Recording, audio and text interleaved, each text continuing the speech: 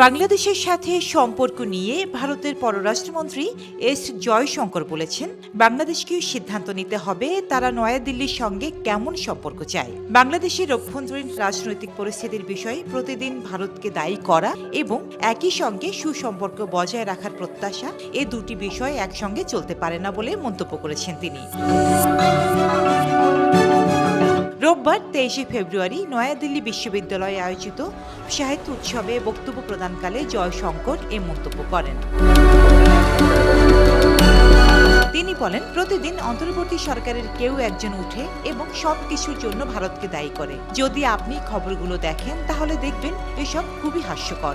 একদিকে আপনি ভালো সম্পর্কের কথা বলবেন আর অন্যদিকে প্রতিদিন সকালে উঠে সব দোষ আমাদের ওপর চাপাবেন। এটা সঠিক নয়। জয়শঙ্কর বলেন, ভারত বাংলাদেশকে খুব স্পষ্ট একটি বার্তা দিয়েছে। ভারত চায় এসব দোষারোপ বন্ধ হোক এবং স্বাভাবিক দ্বিপক্ষীয় সম্পর্ক বজায় থাকুক। তবে সীমান্তের ওপার থেকে ক্রমাগত আসা নেতিবাচক বার্তায় নয়াদিল্লি মোটেও সন্তুষ্ট নয়। বাংলাদেশের সঙ্গে আমাদের দীর্ঘ ইতিহাস রয়েছে এবং এই সম্পর্কের শিকড় 1971 সালে। তাই আমাদের সম্পর্ক বিশেষ মর্যাদা পায়। কিন্তু কোনো দেশ যদি প্রতিদিন আমাদের দোষারোপ করতে থাকে তাহলে সেটি সুসম্পর্কের পথে বাধা হয়ে দাঁড়াবে।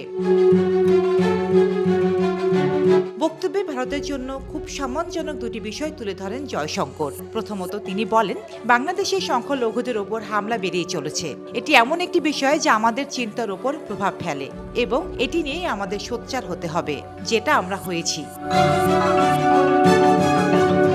দ্বিতীয়ত, বাংলাদেশের অভ্যন্তরীণ রাজনীতির প্রসঙ্গ টেনে জয়শঙ্কর বলেন, তাদের নিজেদের রাজনৈতিক পরিস্থিতি রয়েছে যা আমরা বুঝি।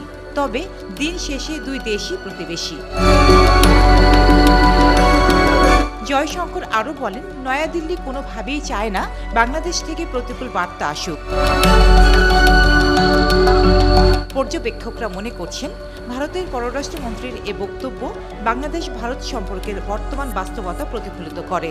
সাম্প্রতিক সময়ে রাজনৈতিক ও কূটনৈতিক পর্যায়ে কিছু অস্থিরতা দেখা যাচ্ছে, যা দুই দেশের ভবিষ্যৎ সম্পর্কের ক্ষেত্রে গুরুত্বপূর্ণ হয়ে উঠতে পারে।